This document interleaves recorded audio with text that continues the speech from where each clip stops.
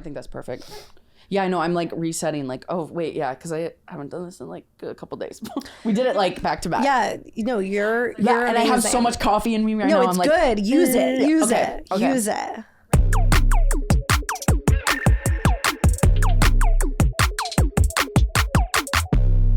Welcome to That's Enough. I'm your host, Grace Ryder, the podcast where we overshare online. And with me, I have the talented, the funny, the comedian, the actress, the writer, Sabrina Brier. Thank you, Grace. Yes. So happy to see you. Yes, so happy to see you Congratulations again. on your new humble abode here in the stew, where all the internet is so happy to have you in this new context. I know, in podcast form. In podcast form. I've been a guest, but now this is my show, and that damn is it. your chair, damn it. And that is your chair, damn it. And I'm sitting in it. And you're sitting, and you look good in it, and it fits. Sweet. And it works. Thank you so much. Of course. So in this podcast, we like to overshare. We'll just start with that. So my overshare for the day is I do have when we started the podcast, I said I have a boring one to share and then a gross one. So trigger warning, this is gross. I found myself a little pimple in my vagina.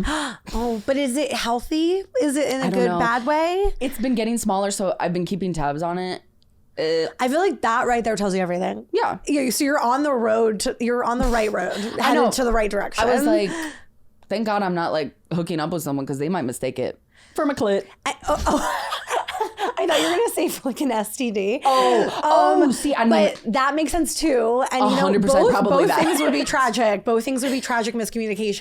Yeah. Could you imagine they're just like rubbing that thing and then it like explodes and they're like, oh, did you come? And I'm like, yes. That's like from like the most disgusting horror movie you could ever think of. No, like literally that's so gross. And I'm so sorry that we started it with that, but I just had to just get it out. That's the point. That's the point of what we're doing here. We were talking about our overshares and I was like, okay, like get into yours. I feel nervous because I don't like, I was really trying to rack my brain. Don't have to go there. Don't have to go there. I'm regretting going there, but that's kind of part of it. Don't regret. No regret. No regrets. But well, because now I feel mine is like, because like I'll tell you what I was kind of like getting into. Yeah. Where were we? Where were we? Like, well, we were obviously like you're wearing a Twilight shirt, which is paramount. Yep. And it just made me start to think about like, just like when I used to probably like quote it or like this song, like I was obsessed with the soundtrack and I would always make it like my Facebook, like, yes. Like, status. Like status. Yeah. Your status, yeah. Our age is your showing Facebook. With that status. Our status. Yeah, I mean, sometimes I feel like when I open up Facebook, which I still go on it, because that's how my mom and I talk. Mm-hmm. But there's always some sort of like memory, and it's that. So it always comes up. You're like feeling sort of gloomy today, and then it's like the Bon Iver song, like Lessons or whatever. It's like baby. It's also Twilight soundtrack. So Twilight. I don't like. Oh my God. Whose job is it to come up with this, like the pop song, or like the pop music songs that go into movies, because it is so like elite work. Like I could not, like, it's Twilight. It is Twilight. Okay, but I gotta say, I have such core memories of like being at my dad's house, like sitting on like my rug of my like little room there and like working on like math or something, and probably shouldn't have had like a soundtrack like blasting when I'm so bad at math, and like maybe you know what I mean, it's like maybe like help. Work in silence. But that soundtrack, it was so atmospheric. It was so like you felt like you were being transported back into the books. Like I just remember being young, being like, these songs are Twilight. Like I felt so immersed, like listening to that soundtrack over and over again. The angst of them. So much angst, so much mystery, so much like gray, woodsy, foggy Seattle-ness, or wherever the hell they were. Not Seattle. Forks, Washington. Sorry, I'm so sorry. No, and that's totally fine. So sorry. Nope, that's fine. But anyways, you knew it. I knew it. It's in the area. But those were such good times. Yeah, 100%. When did you get this shirt? Oh, this shirt? Oh my gosh, I don't remember. Maybe like a year ago in either Hot Topic or Spencer's. In Forks. Ugh, I wish. I want to visit so bad because the aesthetic of that place is gorgeous. Oh my God. I feel like it's part of why it's also timeless too. Like that movie, and because people go and then they do the tour. Wait, have you seen Taylor Lautner is like coming out with a TV show, not like not Twilight specific, but like it's post Twilight. He becomes a werewolf hunter. Have you seen this? So is it like, right, so I have seen like a vague headline. Does that mean that he's in the world still of, like, is it anything to do with the author? Or it's a completely different world and he's just venturing back into the wolfdom? It's like him. I wish, first of all, I wish there was like, whoa. I wish there was a new Twilight so badly, but it takes place in our real world. Like the movie existed and it's post the movies where this like werewolf hunters are like, well, you played a werewolf. We need your expertise to help us hunt these actual werewolves. Oh, so he's like playing himself. I believe so. This is so fun. No, I'm pretty sure that's completely correct. It's also funny to me because something else I did recently was Drew Afwalo's podcast, Queen. Yes. And we talked about Vampire Diaries. So a different kind of vampire moment. And what we talked about there too. Did you watch Vampire Diaries? Are you aware of it? Well, let me tell you this, because we mentioned this on a previous episode of the podcast. Jenny Nicholson, she did a 3-hour deep dive of Vampire Diaries, so I basically know everything I need to know. Absolutely. You know what the lore is. Absolutely. I'm pretty sure, yes. You studied. Well, basically, one of the main vampires is played by an actor, Paul Wesley. I think that's how you say his last name. Is it the Blue Eyes or the other one? He's the good boy one. He's not the bad boy. Okay, one. the Edward looking one, kind of. Yeah. Got it. I think. What's his name? In the show? Stefan in the show, and the other one, who's the other one? Damon. Yes. So okay, Stefan. It's like I'm the picturing... Jacob Edward of it all is the Stefan Damon of it all. And anyways, there are distinctions. But anyways, so Drew and I were talking about, I had told her that, and this kind of, it's just funny to me how much it connects, that I saw an article that Paul Wesley is doing, he has some show he's producing. I don't know if he's acting in it, but the concept of it is that it's a vampire who moves to LA to become an actor. So it's so funny to me that they're both doing these kind of like play on being in those worlds. Well, maybe we're just like in desperate need of some more fantasy content out there. No, definitely. I think there is a gap, I will say, of like fantasy stuff. Absolutely. Like H2O Mermaids. Where's like the little girl, like mermaid fairy show? Like, it's too serious. And obviously maybe it's because I'm not a child anymore, so I'm not watching that stuff. Sure. You're like, everything's too serious. Yeah, I'm like, why is everything White Lotus? Why are all the things too serious? Yeah. And it's like, oh, right, because we're old now. And we're like, but we don't want that. And that's why I read fantasy. Yes. I'm like, bring us the modern day H2O or like Twilight. Like, there's a huge mermaid gap. There's a huge mermaid gap. Huge mermaid gap in media. In media. And we don't need these men from these previous shows rehashing old shit. Give us Grace said, give us the mermaids. They're giving something different. Grace said, where are the mermaids? Where are the mermaids? Maybe we need a mermaid. Let's hold our judgment. There could be a mermaid in the show. There could be. I'll play a mermaid. If anyone wants to make a mermaid show, I will play a mermaid. I'm not good at swimming. That's okay because they can like AI the whole thing. They can AI What color would your tail be? Ooh.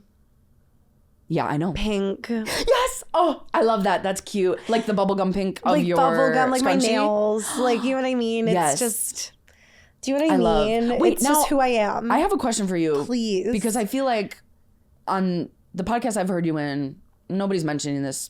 You're a fashion icon. That's so kind. Everyone's always talking about friendship with you and like friendship and confidence, which is great. Which is great. But like your fashion. Thank you. Where are you getting all these outfits? What's your inspiration? Thank you. Please tell me, because I mean, I know my Twilight shirt's awesome, but I'd love to be a little fashionista girly too. Girl, first of all, it's giving fashion. So but is the dirty hoka's a knot? Yeah, that is giving fashion. The whole thing is giving fashion. Okay, sure. It's a lot of light wash. Incredible. Sort of. Okay, thank you. But I mean, it's funny because you say where's the inspiration? I was like in an interview recently where they were asking about like style inspo, and I was like, well, Lizzie McGuire, well, like Clueless, like Hannah Montana, like going back to like our inner child, you know? Yeah, I think that's for sure. But I don't know. I mean, I definitely. I've always been really interested in clothes and like, you know, dress up, like play in that way. Play. Yeah. But play. You play, you keep it fun. Like, play. But I would say definitely being online, you just start to pay attention to almost like yourself and the way you're setting yourself up more. And I think that started to get me to like lean into playing more in ways that maybe I was a bit like intimidated by prior to being online. Do you know what I mean? Like, don't you feel like seeing yourself? Do you mean like the characters you'd play were inspired by what you were wearing? Well, or like I would say there's a little bit of like a creative freedom that I think that comes with dressing extra when like you're within a character. I do think that's sort of a thing, right? Yes. Like, I feel like maybe there was a time when I was first out of college where I went to a women's college. So I was just like wearing clogs and like wearing like harem pants every day and like throughout my bras. Like that's what I was wearing at Smith.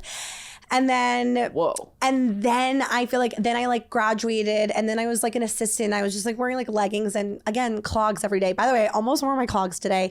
By the way, when I walk around New York, I wear my clogs and people look at me like I'm a lunatic. They look at me, they look down at me with such disgust. They look at these clogs. Clogs rock. Are they like Crocs? Or like a I guess a Croc is technically a clog, huh? It's shape. Like a Dansko. It's like a nurse's clog. Yes, absolutely. You wearing those? I wear those. Are they comfy? I mean, nurses wear them. You've never had arch support like this in your life. Okay, so I should look into this. Oh, absolutely. Well, I will say though, actually, maybe don't take this piece of fashion advice. This is like, yeah, that's what I you're gather. like, Sabrina, give me fashion advice, and I'm like, wear clogs. I'm like, well, actually, that's the thing that I get made fun of for. Right. So I don't really want to impose that on you. That's what's most real and honest to you. Thank you so much. Yeah, comfort is everything. It makes you feel so tall. It makes like your posture feel so good. Okay, like I think they're so cute and elevating, and I just get made fun of, but sometimes you have to stick to your guns in life. Yes. But anyways, the point is that I definitely feel like as I get older and deeper into the creative stuff, I'm able to sort of draw on that and feel more kind of fashion, like brave in ways. And then of course, then you start to, develop relationships with brands and get clothes and get opportunities to try things on in a fun way. And so I feel really lucky that obviously the work I'm doing kind of lends itself to being able to be creative in that way, Yes. Yeah. It's like it's a natural inclusion of like the fashion to like, it makes sense for the characters you're playing. Totally. Love. Which I didn't totally do on purpose initially, but I feel like initially it was really just about any sort of visual anything that's going to because as you know, like with TikTok, look here exactly. I gotta get their attention, and you get 1 second, and it was kind of just one of the things that at the beginning I realized, okay, this is like adds a layer to things, and then just kind of kept leaning into it. Love. Thank you. Wait, so were you dressing like that as a kid? Were you I was always into pink. I was always like, there were so many like, I feel like old baby pictures and kid pictures of me just like playing dress up, and like I was always putting on plays with my sister and like doing like Cinderella and Tutus different like and the crowns. Yeah, exactly. Which like it's just girly girl vibes. But yeah. But then when you went to this women's college, do you feel like you changed it? Oh, I definitely. You're throwing out the bra, you're wearing your clogs. Yeah, well, no, you said when hem pants? Harem pants, is that like a word that people use? I don't know. Like hem. Do you know those pants that are, they're like these. The drop crotch kind of? Like these, like this. Okay. Yes.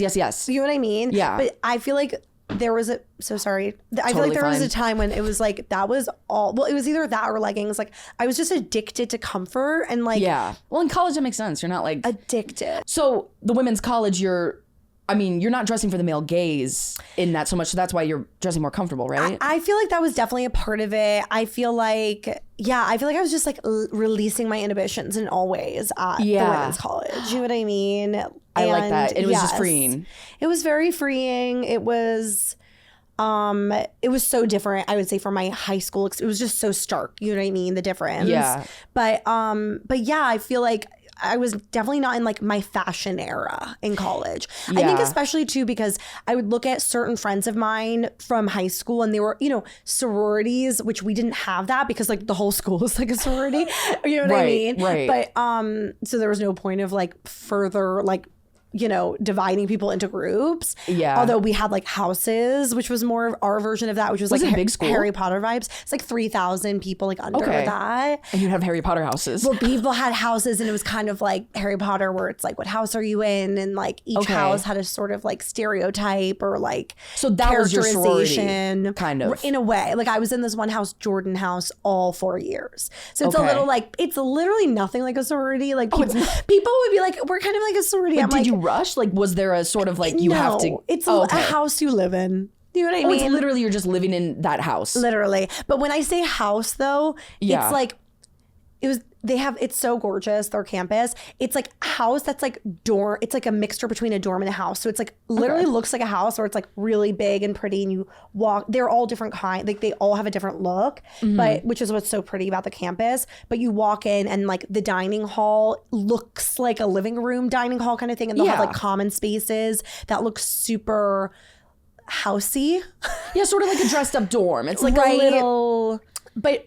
And then like the rooms are, because it's all the dorms were really old and really like they filmed like Who's Afraid of Virginia Woolf there. Do you get what I'm saying? Have you ever seen Mona Lisa smile? I don't even know the two things you just said to me. Don't worry about it. Don't worry. They were just two different women's college reference things. But whatever. The point is that the vibes were Hogwarts in the sense that like you had a house and it'd be like, what house are you in? And it was kind of like part of your identity. And you can't move the house because then that would mean you're moving where you live. Well, a lot of times people would transfer. So like sometimes there would be certain houses on certain parts of campus where it's like, oh, that part of campus is like a little bit less social. Like people don't really like to party. People don't really people are really quiet. Like sometimes it'd be like the weirder people are in certain houses. Like I remember my friend like was in this one house and she transferred out because like her roommate had like a chinchilla. You know what I mean?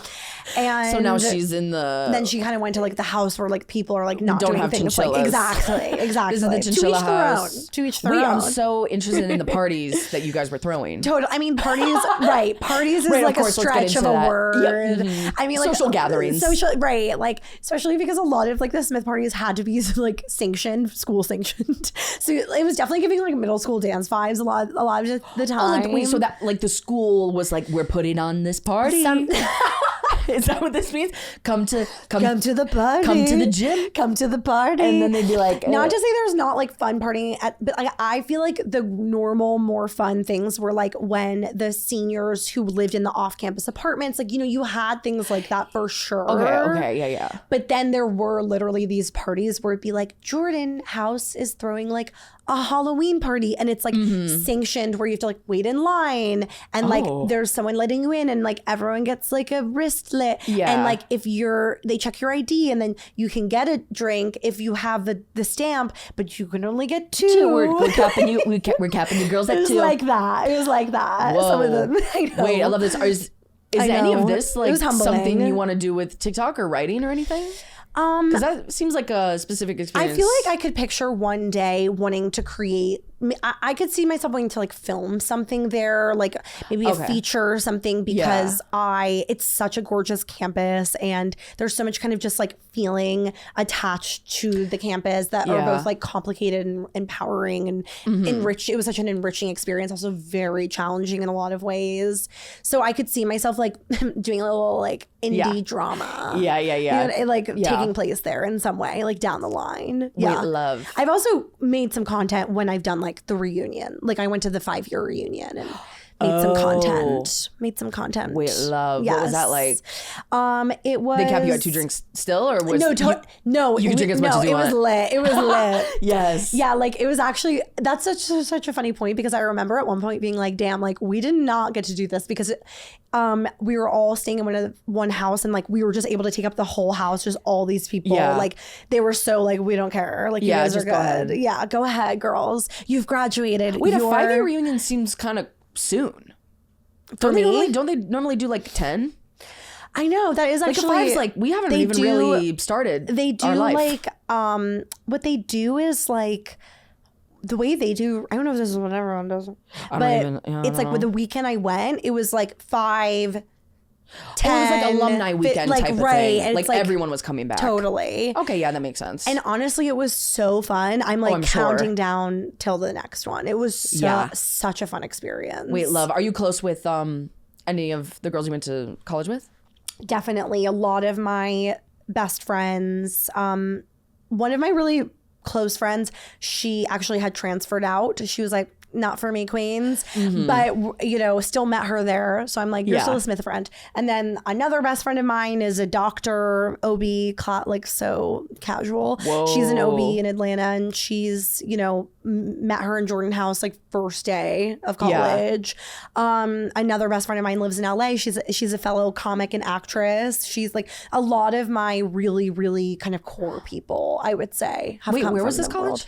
It's in Western Massachusetts. Oh, in Massachusetts. It's in Northampton. Wait, how many women's college? I'm just like No, drilling totally. you about women's colleges. Well, there's so is it mostly an East Coast thing?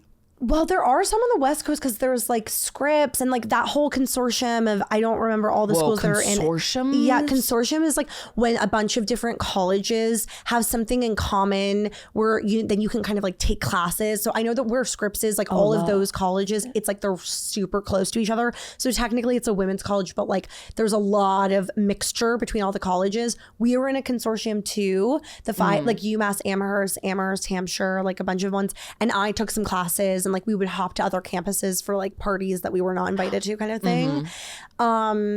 But to answer your question, originally, like there's this thing called the Seven Sister Schools, and that's Smith, Mount Holyoke, Bryn Mawr, Wellesley, and then also things like Radcliffe, which was what, you know, where women went before Harvard let in women, right? Okay. Or there was like Vassar used to be a women's college. Like there's a few like that where before, when women weren't able to go to any college, they could only like these designated spaces. So some of them are not that anymore, but some of them have stayed women plus, you know, right? Because it's not so linear.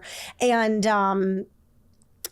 so there's like kind of like the Seven Sisters legacy of it all, but now it's like certain places that you can go to still kind of get that experience. Although of course it's so different because like back in the day, the whole point of these colleges was, okay, like let's educate our women so they can be perfect wives. Whereas now it's like, really? It was that's like not the vibe. What do they call it? Like pearl and cashmere, they call it. Like very, really? like very, like it's like a whole, like I think it was Barbara Bush, like went to Smith until she left, did graduate and left to marry. And like they teach you how to like, what is the word I'm looking for? It's like, you're thinking of like, I know what you're talking about. You're thinking of like charm society school kind of stuff. Like debutante kind of stuff. Yeah, like that. Like it's kind of similar to that where they teach you like the fork goes on this side. I think that was kind of probably like implied. Oh, like I think it's I'm sure they had classes like that, but I think it's more just about how, you know, women were, you know, part of it was like, oh, we're going to Smith and we want to meet like an Amherst man, like, or we want to meet, you know, a man at one of these other colleges that male college that nearby. Are connected. Totally. So it's sort of like a status, like society kind of thing of like we're college educated. It's a little like, you little woman, get your little college education. That's cute. Like it's really a ring like by that. spring is the dream. Right. Exactly. Wow. I think that is the vibe, which is so and now funny. women's colleges now it's like completely different. You're wearing your clogs. Exactly. You're wearing your clogs. The last thing you want is a man to come onto that campus. Exactly. Oh yeah. Wow. Oh yeah. It's like history is changing. History is changing. The future is changing. The future is changing. History stays the same. Cannot change history. Ooh. Wait, okay. I love this. Deep. Wait, and so when you started in the entertainment industry, you started through being an assistant. Is this correct? Yes, it is. Wait, I love this because I'm trying to get my sister out here to New York, and I was like, just be my assistant, girl. Oh my God, yeah. What do you think that's toxic? I mean, I do stuff like that with my sister too. So I personally don't. Okay. Is your sister older or younger? She's older. So she's already kind of got that kind of older sister, like tells me what to do anyhow. So sometimes it's like, let's make it official. Like when I did my press, you know, for my audiobook, she styled me and helped me like coordinate a lot of things. And yeah, we work with each other. I mean, you know, I think it's just like working with the people you love is like the greatest gift ever. So you don't think it's a bad idea? No, I think you just have to have boundaries, both of you, and know what it is you are intending. But what does she want to do in life? Can I ask? Great question. Figuring it out. Not sure at the moment. She's working at Walmart back in Wisconsin. She's in Wisconsin. Yeah, she's in Wisconsin. And I'm like, come to New York, New York. She's a little just like working to live, but like she maybe would enjoy working in a way that like with you where it's like there's something. I think she's funny. She's going and toward. I'm like, why don't you just help me out? Yeah, because maybe even if she starts helping you out, then she'll, there might be some aspect of what you do that maybe you don't even like, where she's like, oh, this aspect of your industry, let's get more, you only know if you don't like something based on like doing things and then going, I don't like this. Yeah. I think. It's hard because like, and I'm sure, I mean, I guess I don't know, but like, have you known what you've wanted to do since forever? I have, which is a privilege. I'm realizing it is. It is. Have you? Yes. Tell me about it. I want to know more. Yeah, pretty much like, I've always wanted to do this, but for some people they don't know. And that can really suck because you're just kind of drifting around and you're not. I think that like internal compass thing can be make or break. Yeah. Because there's so much confidence that is needed to put ourselves out there the way we do. There's so many ups and downs, and I think sometimes people do feel like they need permission a bit, and you're feeling like you want to like give her that permission to whatever that thing might be, just kind of try to fall into something. And I guess I have a hard time like understanding where she's coming from of like, wait, how do you not know what you want to do? Like, isn't there something that like, obviously this at times does feel like a job, and I am like maybe dragging my feet but it's sometimes. a passion. It's who you are. Yeah, it's like I literally don't think I have any other skills that would benefit society in any other way. Nothing else I can do. So I have to do this because I literally can't do anything else. No, literally. So that's kind of my mentality. I mean, I could work at Ace Hardware. My skills were very perfect for that. Of course. And I could always go back to that. But you'd be thinking about this the whole time. Yeah. I would be like, oh, That's where your heart would be. Totally. Yeah. So I'm like, I guess I'm like, Molly, there must be something. Well, I think it's like both things are lucky and unlucky, right? Like you're lucky because you have that compass, but to not have it, sometimes it's like, okay, well then that actually gives you more room to cast a wide net and try different things. Yeah. So I'm kind of like, wait, just like go try stuff. And I feel like New York City, that's the place. Do you think she would like, because sometimes though, like sometimes people are not trying to live in New York. Well, I thought she would hate it. She helped me move in. And by help me move in, I mean, she just was on the plane with me and hung out. Totally. Moral support. Because there was really not nothing. Physical lifting. Yeah, and that's okay. Nothing happening. And that's okay. So she helped me move in. And I was like, oh, she's I would say a little more shy than I am and a little more anxious. And so when she was coming to the city, I was like, oh my gosh, like she's going to hate be able to handle it. Yeah. But she loved it. She loved the subway where people were just like shut up and kept their heads down and moved with a purpose. And she was like, she loved it. She loved the energy. I think so. Yeah. She was like, she likes just like people moving with a purpose is really all it came down to. And honestly, I think that says a lot about a person. I really do. Really? I think it's like, that means maybe she wants to be on that subway going to where she needs to be going with purpose. You know what I mean? That's beautiful. Yeah. Right? I think that absolutely. I think that I have a lot of friends who will visit me and they're like, and this was good for 2 days and I need to go. So many friends. Yes. Yeah. Yes. So yeah, maybe. And sometimes people, the passion for them sometimes is just moving to New York and being in New York and working and living here, which is in itself a challenge. Yeah. Right. So if she's feeling good about the location of it all, she should just go for it, girl. Yes. That's my unsolicited opinion. Let's clip that, send it to her directly. Clip it. Oh, yeah. But I was worried, like, the sister dynamic. I mean, you're the younger sister, though I'm the older. So I'm going to be bossing her, which feels different. It feels different. I think it's an older sister is, like, looking at every single thing going kind of like, why is she doing that? Why is she doing Why is she not doing that? Why is she doing that? Why is she... It's like, you can't help it. You know what I mean? Yeah. So I feel like it's great you have the older sister being She was, like, the person who, when I was... just to, in terms of what you're saying, I do think sometimes it's like the most beautiful thing about sibling relationships, obviously, especially sisters, is like that person kind of give you a confidence that no one else can, right? Like with what you're saying. Really? Like, yeah, don't underestimate your powers over your little sister. Oh, you mean like I can give my sister so much confidence? Yes, okay, yeah. You're I thought such you a meant vessel her for confidence that. to me because I'm like, she like, is the one that humbles me. She makes me feel like trash. I was like, I talked to her and she's like, you're stupid and weird. I mean, not all the time. She loves me and she's nice, but like, totally. I'm like, oh, no, right. That was dumb. That was dumb. Right. But the other way. I can, okay, great. You're like, that I'll co-sign. I feel like it was like my sister. I remember the first person I sent a video to and I was like, should I post this? Like when I first, and I was so scared, and she was like, do it. And I know if it sucked and if it wasn't a good thing to do, she would have been like, no. Yes. You know what I mean? But she saw it and she was like, there's something here, kid. Post it, kid. Yeah, totally. So you sort of have your sister to thank. Oh, 100%. What's her name? Gabby. Gabby. Shout out Gabby. Gabby and Molly. Wait, cute. Love. Cute sister names. Love. The four of us are sisters. The four of us are sisters. We are. The sisters in the city. That's us. That's us. The sisters in the city. Sisters in the city. Running around. See? Okay. And now what? And let's do a musical. Oh yeah, because you are a musical theater girly.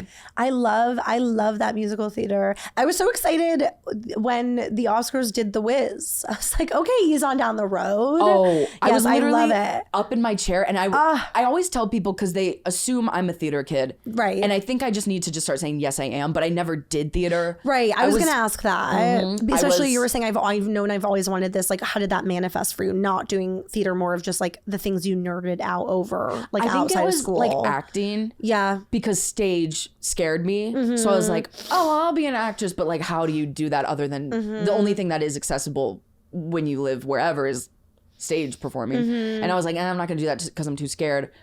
But wait, what the frick are we talking about? Like being a kid, wanting to venture into like, but like why you weren't a theater kid and what you were doing instead. Oh yeah. Kind of I think it was literally just the stage fright. It was like, 100%. The stage fright stopped me from doing it, but I wanted to do it. So I have the energy of a theater kid. And I think after watching the Oscars, when they sang Gravity, is that the song? Divine Gravity. Yeah. I literally stood up and was like, and I gasped, and I was like, oh, I'm a theater kid. Oh, absolutely. Like, I may not have the reps, and I may not have okay. It's some never of the talent, too late. some of like all of that, but I'm like, you know what? I think I am. It's never too late. There's no justifying the yeah, no, and of course.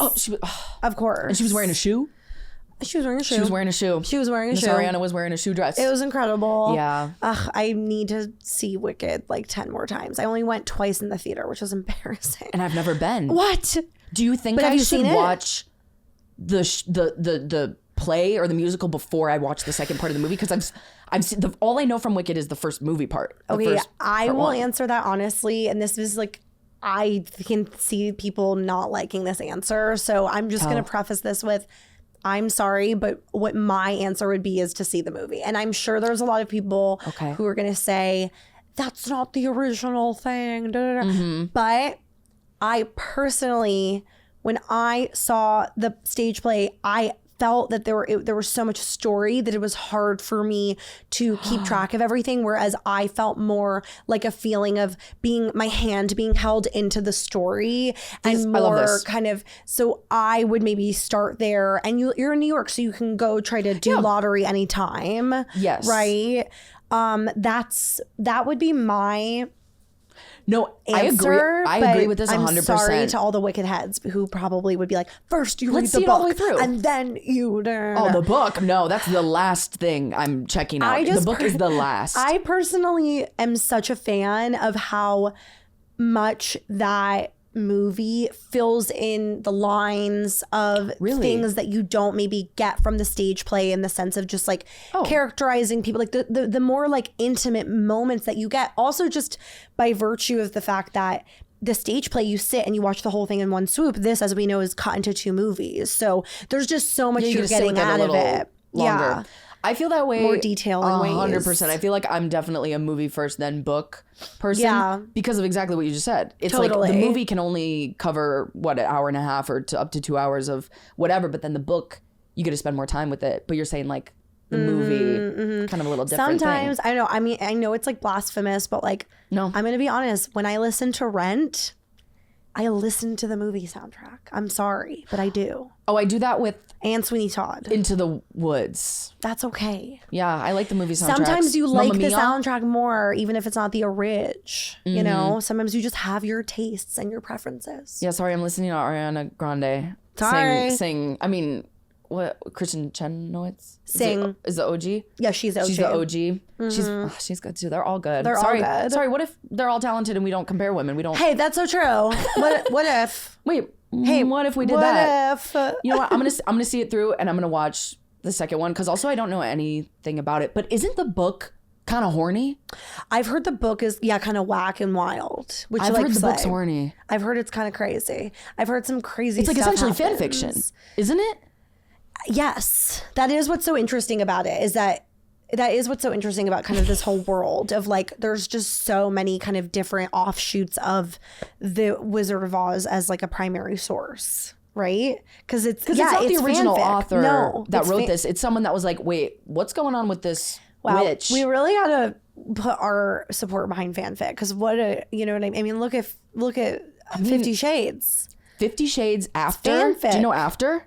No, what's that? Harry Styles fan fiction turned movie franchise. There's like 3 or 4 of them. What? It's called After. Oh, that. Before. Of course. That's what that was, though? Yeah, it was a Harry Styles fan fiction on like Wattpad it just goes to show, or something. be creative. Because you never know where it's going to land. I mean, it also just goes to show like, just take someone else's thing. It also goes to show, take other people's stuff. Yeah, take other people's stuff and you'll actually, I mean, you'll probably get a cease and desist from like Harry Styles and like Stephanie Meyer. Totally. But you'll have your own franchise of 50 Shades of Grey. And that's what matters. Because every story has already been told. So like, might as well just tell the story that's been told already. 100%. Twist it a little bit. Twist it a little bit. Everything is a retelling. I mean, everything. I mean, the Twilight, the Diaries guys, like, I mean, everything is IP. Everything is wasn't being Twilight no, 50 Shades was Twilight fanfic. Was there anything before? No. That's where the story ends. That's where the story ends. It was Stephanie Meyer's, a dream she had. Was Twilight? She had a dream, which also mystical. I've seen another 3-hour video essay about Twilight if you're interested. Send it. Oh my God, what's her name? ContraPoints on YouTube. Okay. 3-hour retrospective of Twilight. Watch it when I'm on. The inception of Twilight. More so like the cultural like reaction to Twilight, and it gets into like desire. It actually like, oh my God, there was like this whole thing about desire. Like desire is like you can never have it because to desire is to have it like to you're not lacking have something. Yeah, so you can never quench your thirst for blood or love or romance or whatever because desire is just like forever. Is like it's just like this empty thing that you can never. So I don't know. It kind of made me spiral for a second. I was like, oh my God, I should be like a Buddhist and just like meditate. And it's just so crazy, like the cultural impact of this moment of our childhood. I think Twilight is amazing. Like I started hating it as a kid. I was like, ew. Like after you were a fan. Like were you a fan and then you hated it later? Because you know that happens initially. Then you became a fan. I was like that with Lady Gaga. Really? I just had like a weird. You were like, ew. I had a weird sort of like impulse against her, which I think looking back, it's because I was her. Do you know what I mean? It's because I couldn't look in the mirror. She beat me to it. It was like this quick sort of, who is this person? Why is it for like what? And I was like, and then like Bad Romance. I was like, this is the best thing I've ever heard. Like, wait, it's maybe the fact that it's always in my head is in a positive way, not a negative way. Yeah. And then I just deep dove and she's queen forever for me. That's interesting. Do you think like obsession or like loving something and hating something are connected? Maybe. I do think it was just me being an annoying angsty teen and like wanting to have an opinion primarily. An opinion that maybe the people around you also agreed with? No, an opinion that was maybe because like I feel like everyone was talking about her as my way of being like, I don't care about that. So no. Really? Yeah. That was me with One Direction. I never or Justin Bieber dove in. I didn't dive into either of those. So that was my Lady Gaga. Was Justin Bieber. Yeah, I was like, you guys think he's hot? I actually really regret it. Like I feel like there's so many deep cuts of his I don't know. Maybe being a hater's watch not fun. The doc. Which one? The doc. Like on Justin Bieber or what's the big movie that everyone like Girl Your World or something? Yeah, like boy. Like the big one, the big Bieber fever. Belieber? Maybe. I don't know. I'm so embarrassed. Is this by his team or is this by like a like third him. source? Yeah, it was like him. It was like the biggest movie of this sort besides the Eras movie. I don't know. I'm just spitting things out with no fact checking right now. No, you should watch the movie and then see. I'm gonna try to like do some. I'm gonna try to become a believer like in. Not to say I'm not a huge fan now, but like it was a part of my childhood I missed out on. You got for that sure. Yummy. Yeah, I think I missed a lot of things because like, I mean, like you said, now you're like a girly girl. When I was younger, I was like tomboy and I was like, skirts are stupid. Totally. Now my favorite color, pink. Because we contain multitudes. We contain multitudes. And you know what? And I still could be like a tomboy and still love pink, and those things can girl. exist. That's right. Me, like, I'm so hyper feminine right now. You're like, I could be a woman. You're like, I am literally the girliest bitch you've ever met. Like, I used to be like, but look at me now. Look at me now. But like, my hair's braided. Look at me absolutely now. Look at me now. I'm wearing all my skirts on at once. Yes. My hair's in pigtails, and I'm drinking a pinkety drink from Starbucks. So wait, if you weren't doing theater, what were you doing in high school? I was making videos. You were making videos in high school? Yeah, for Instagram, and then I started making TikToks. Okay, our age gap is showing right now. Can I ask how old you are? 23. You're 23? Oh, I shouldn't even be I know, here and right I'm now. sorry. I didn't even. I know. No, listen. Oh my God. No, listen. You're safe here. No, it's okay. No, it's okay. I know. Okay, wait. So this means. Yep. I was not posting Facebook statuses. Did you go viral in high school? I can't even imagine. Wait, did I? No. I think. But your journey I think it was started. post. I think it was post high school. Like, so what year did you graduate high school? Do you want to know? Yeah. 2019. High school 2019. High school 2019. So I just missed COVID. So the technical college I went to, like, that's when COVID hit. Your first year of that was COVID. Okay. 2019, which was kind of like, oh my God. Which now it was a while ago. That's kind of when like Charlie was getting big, right? Yep. So you were in high school and you started making videos. Yeah, because I think Musical.ly just switched to TikTok at that time. What was it like what is it like now in the position you're in to have started that at such a young formative age? Because I feel like I'm always speaking from the experience of like having had like another little life before this. Yeah. And I feel like there's in a lot of ways more mental challenges of what you're talking about, because it's like being a kid in high school is already so hard, and then starting to kind of like adopt all of that. It's, first of all, it takes so much perseverance, like so much bravery, like that's so incredible. But tell me about that. That's wild. Oh my gosh, she's 23. Well, I was like, it's amazing. It's amazing. It's amazing. It's awesome.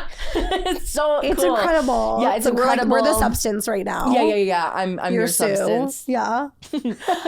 I always knew what I wanted to do, so I did it. Honestly, so sorry to say this, people were nice to me in high school.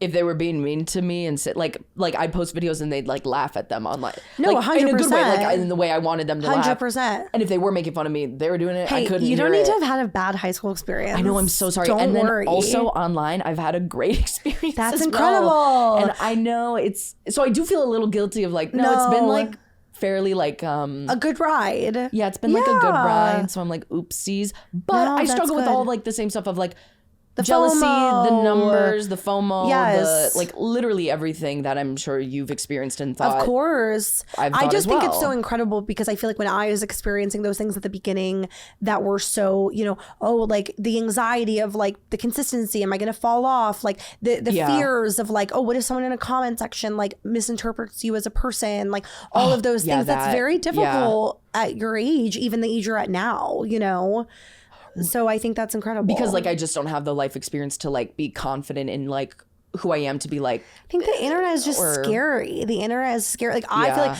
I guess like the brain maturity to be able to like recognize the difference, I feel like, between real life and internet. I think if I guess my point is I couldn't have handled it at your age. Do you know what I mean? Like I feel like I was such a psycho at 23. Like I was just so unhinged. People love it. I know. I guess that's true too. Like maybe I would have just poured it into it in this way. Like would you have mentioned the pimple in your vagina on the podcast? Probably like never, to be real with you. That's my overshare to you. Yeah.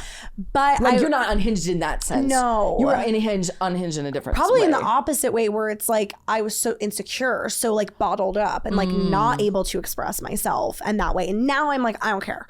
But but I think it's so amazing to be like, I'm just gonna like throw it out there and put myself out there at that young age. I think it's incredible. I think that it's like we all just as a society are so like sometimes when we talk about like content creation, but But yeah, I'm just saying it's like, that's incredible. Like to be young and to be consistent about something like that and to just keep going for it, even though no matter what, even with your good experiences, the internet is still like the wild, wild west. It is. Mm-hmm. Do you feel like your confidence has come from posting online more now? I think definitely. I think it was like, I feel lucky too that my online thing was such a slow ramp. You know, it's like, I feel like when I first was going viral, it's not like I was like, and boom. It's not like I was like, and 100,000 followers. Like it wasn't, it was so much like went viral in 2021. And then like, you know, I feel like it took me like 2 full years to get to 100, you know? Yeah, it was and like like gradual, like acclimatized. Yes. And I feel like that was good for my brain, especially because I am also so like career focused that, you know, you want to be able to do it in a way where you are, of course, focused on the goal and where you want to take everything, but you have to just think about it as its own thing outside of that, the way you would with any creative project. And I think like time was on my side in the sense of like getting used to it, getting used to what it feels like to like put your face everywhere and like stop caring so much about what you look like at every second and like recognize that people are going to say what they're going to say and just all of that. I feel, you know, it was like exposure therapy that you kind of come out on the other end of. And then you were just like, and now I'm the most confident girl in America. No, I'm not. But like, no, I'm sensing that. I mean, I feel like it shows. Yeah. Would you say like now you're like, I feel super confident now. Yeah. I feel super confident. I think, you know, you just get older and more confident. You know what I mean? But I definitely feel like the internet specifically, there's something about it that it just, even though the reality is probably no one gives a shit about me and no one's like paying attention as much as I think in any given moment, but something about the internet can convince you of that in moments, like that what you were saying is so being put on blast and has so much kind of like eyes on it and so many like just so much attention and almost like consequences that can come out of it. And I think just that level of pressure to kind of just face it and go like, whatever, I'm going to be kind of silly or look kind of silly or like, you know, like take things kind of in a low stakes way. I think that can be mentally beneficial in ways. Because the internet kind of is. I feel like it's always like, oh, and then tomorrow there's the next thing. 100%. It's like information overload. So it's like. And sometimes attention overload. Like I think sometimes it's like, it can be good too, where you like get all the attention and you feel what that feels like, especially when like in the beginning of your process with being online. And then you're inevitably then going to have many moments where no one's paying attention to you and both are good and okay. Yeah. You know, it ebbs and flows. It ebbs. And that's the thing about life. And that's the thing about life. And that's the thing about the seasons. And that's the thing about the seasons. The thing about the seasons, thing about your period, thing about everything is it ebbs and flows. And you just have to remember it's going to be like that, but it always catches you off guard and by surprise. And just like life. The Twilight phenomenon, like it ebbed and it flowed, and now you're a hater, flowing. You're a lover, then you hate it and you love it, and you just accept it for what it is, and you flow with the current, and you flow with the current, that is life. And you flow with the current. I love Sabrina. Thank you so much for being on the thank pod. Thank you so much. Is there anything you'd like to promo? Just follow me out there on the internet, you guys. You know, and listen to my audiobook, check out my stuff, and just like be my friend. That's all. And we love Grace. Open door policy. And subscribe to Grace's new-ish podcast. I don't know how new at the point that this comes out, but it's new. It's within its first year, so it's new. So subscribe. Okay, wait. The promo for my podcast on my podcast. Wait, that's so kind. Thank you. Thank you, Sabrina. Thank you. Thanks, guys. That's enough.